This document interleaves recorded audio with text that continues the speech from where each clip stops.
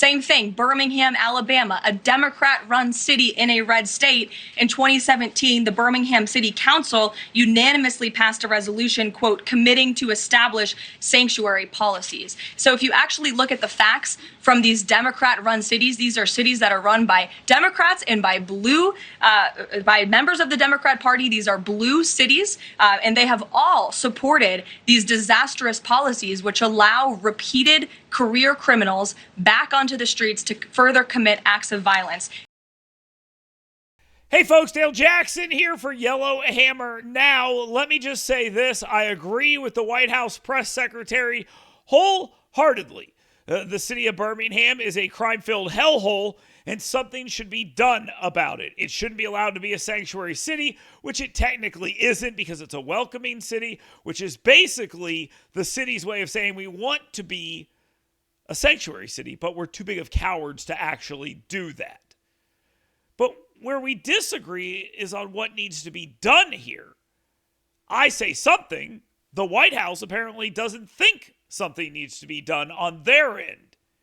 And because they've made that decision and Republicans have backed it, you get knuckleheads like Maxwell Frost from Florida getting a dunk at a committee hearing.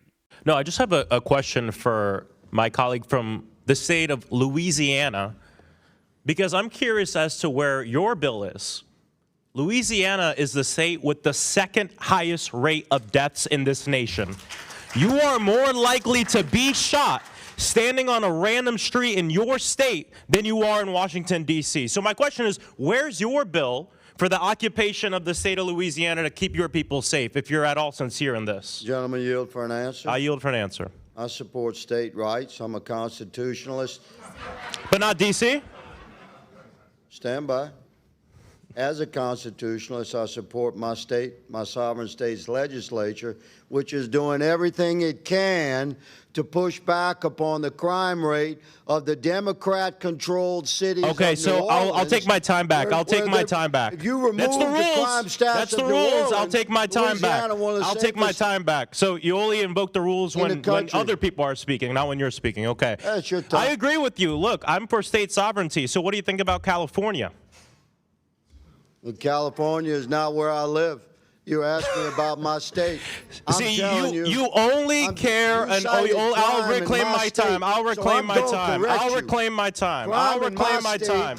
I will reclaim my time. The gentleman will stop speaking. I will reclaim my time. You're more likely to be shot standing in a random street in your state This is Mr. Frost time, Mr. Chairman. than anywhere in Washington, D.C., and you're here because you're lapdogs to the President of the United States, who during the election last year, we said time and time again, I reclaim my time. Down, Mr. Chairman. All right, hold on. My colleague just called me a lapdog for the President of the United States.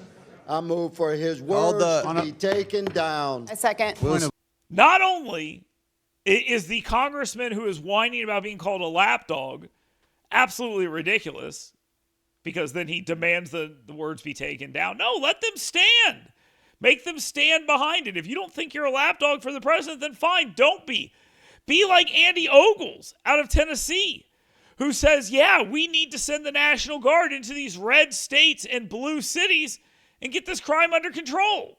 Clear. So if you look at Washington, D.C., crime has been cut in half. Carjackings are down 86%. So there is a template, and we've tested the model that if you have an increased presence, crime goes down. It's safer now.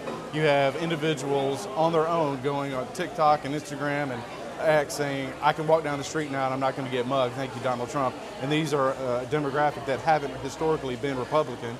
And when you have Memphis that ranks #1 in violent crime, and then the FBI stats were just updated, Nashville's #8.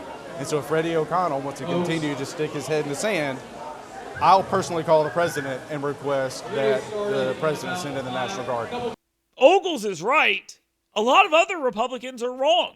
Kay Ivey could send the National Guard into Birmingham on her own. She should do so. And red state governors around the country should do so as well and figure out a way to help their big blue cities with crime. It's a proof of concept moment.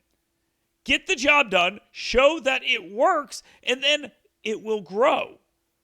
There are crime issues. Don't tell me, oh, the crime rate is down in Birmingham or Baltimore or anywhere else. Just because it's down doesn't mean it's good enough and it can't be better.